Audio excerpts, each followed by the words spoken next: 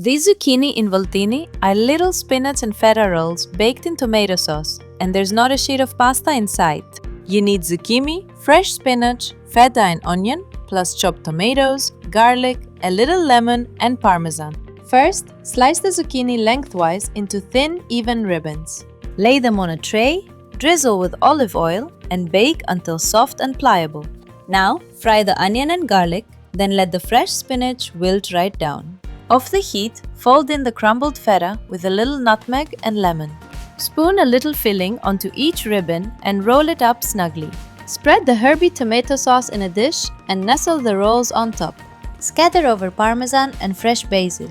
Then bake until golden and bubbling. Serve them warm, straight from the dish, with a little more basil and some crusty bread.